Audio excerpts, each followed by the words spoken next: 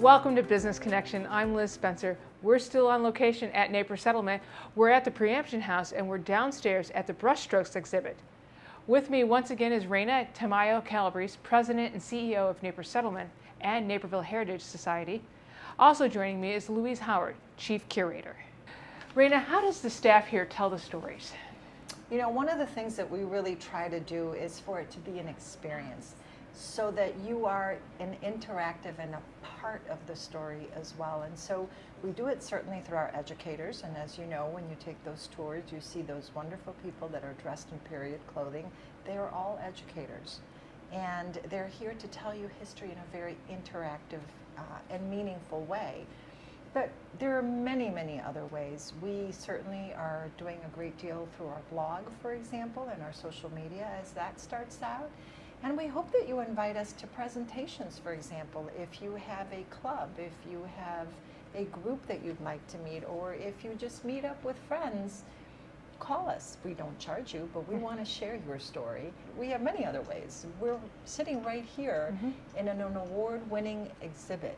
And so as you just take a stroll through here, you will find very interactive places and areas where the story is being told. And this is known as the Brushstrokes exhibit, right? That's right. That's right. How did that idea come about? That idea came about when we were trying to create the visitor center that is part of the museum experience.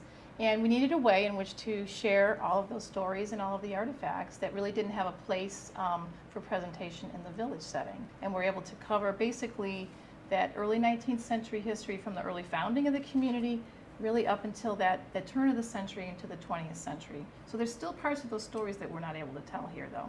I guess the name is Brushstrokes due to the 42 historic paintings by Les Schrader. He was a sign painter here in town.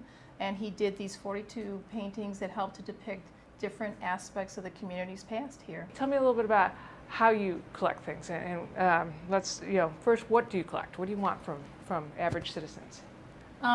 The community stories start from that very beginning founding of the community in 1831, and really they go all the way up until the present day. So really all of the materials that help to support those different types of stories are the types of things that we're looking for. That can be from archival materials, those diaries, those early documents that talk about our community's early days, or even those business functions that were occurring throughout time here in Naperville. But we're looking for dimensional pieces as well, and that can be as simple as the clothing that people were wearing, those everyday kind of artifacts and materials that we all possess. And I was just going to jump in because one of the things we do want folks to know is that if these are pieces that for you they belong in your family, then that's where they should stay. But sometimes you get to a point where you know this is important, and this is important not just because it belonged to you, but it's part of a larger story.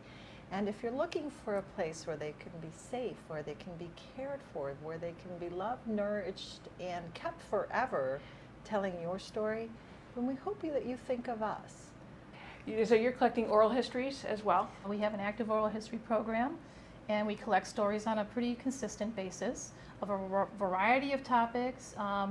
We will work with members of the community to help them tell their stories. And many people don't feel they have stories that merit sharing, but it's really any story that's connected to our community's past is what we want to hear about. And the beauty of oral history is that we can learn so many different perspectives on the different aspects of many things that people have been part of in Naperville. And it helps to really relate that human experience, and that's really what history is about. Right. Well, and I think many people don't think that our story is necessarily worthy, or our artifacts, our stuff. Mm-hmm. But we certainly, you guys do, because you have a beautiful facility, a fairly brand new facility up at Fort Hill that houses an amazing amount of neat stuff. So tell me a little bit about that. Yes, we have a purpose-built facility. It's our collections, care, and storage facility, and it was able to be constructed due to a partnership with the City of Naperville. It was completed back in 2008, which is hard to believe. It's been almost 7 years. It serves us very well. It's about a 23,000 square foot facility. It helps us to achieve our public trust obligations in terms of providing the proper care and responsible management of the collection materials that we receive from our community. And one of the things that folks should know is that we're a nationally accredited museum. And one of the reasons that we are nationally accredited is because our standards are just that high. And so part of the standards is the way that we collect and that we store things as it meets that national standard. So they will be very well cared for. And in terms of the oral histories, I just got to tell you, if I can, one quick story. I was talking to a farmer. We were talking about something totally separate. And off the cuff, he tells me, well, you know, I was also a police officer, and I remember the one night where I was called in, and so I went in, and they told me not to get dressed as a police officer, but to get dressed as a normal citizen, and to meet them at North Central College. Well, I was one of the guards that guarded Martin Luther King when he came here. He certainly didn't think, he thought it was an important thing, but not in the terms of delivering an oral history to his community. And it is a fabulous story, and I know there's more out there, so we want to know about them. We want them here. And the facility, having had the privilege and the honor to be inside it with you all, is really cool. But you also have a program that lets everybody in. We do. We have something called Flashback Fridays, and so what we do is we invite you to go to Fort Hill, and we usually have a theme. Sometimes it might be toys, it might be inventions, it might be photographs, whatever it is. And if you think it piques your interest, go there and you can actually see them, you can touch it, you can hear the stories through our curators and our registrar. It's absolutely fascinating, and this is a wonderful experience. You recently got a grant from the National Endowment for the Humanities, so tell me about that. Correct. We recently received a grant from the National Endowment for the Humanities for $50,000, and that is going to help us basically develop a sustainable environmental improvement program. And what that means is we'll be able to assess those environments that are at our museum campus and Naples Settlement and evaluate what the serious threats are environmentally that are affecting our historic buildings and the collections that are housed therein. And obviously we have an obligation to improve those environments as best as we can so that they will be preserved long term, right? So Raina, there's a lot of great things happening. How can the community help? Well, we'll start with something that we're starting this fall called the Naperville Memories Project.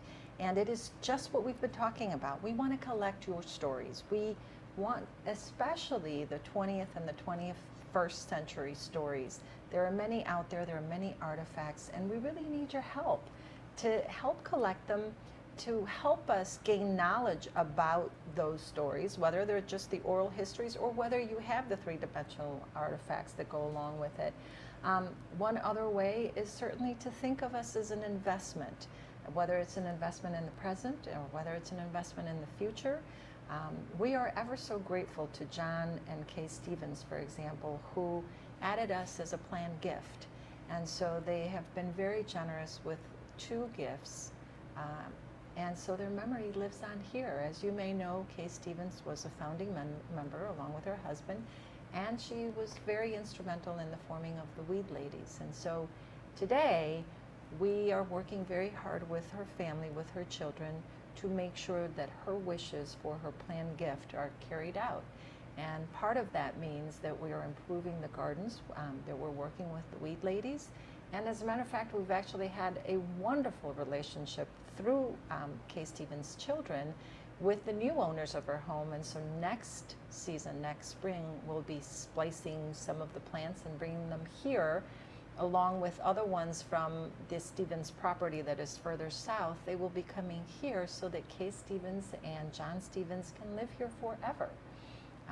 It is one way that we always want to make sure that we bring your desires and your passion in line with your investment. And well, what a great tribute to a wonderful family, a wonderful Indeed. Naperville family, to keep both memories alive here at Naples Settlement, as you tell everybody else's story. Thanks for joining me. It was a wonderful half hour to be able to get to know a little bit more about Naples Settlement. Thank you so much Yes. for inviting us. It's always a pleasure to be with you and to be a part of this great community.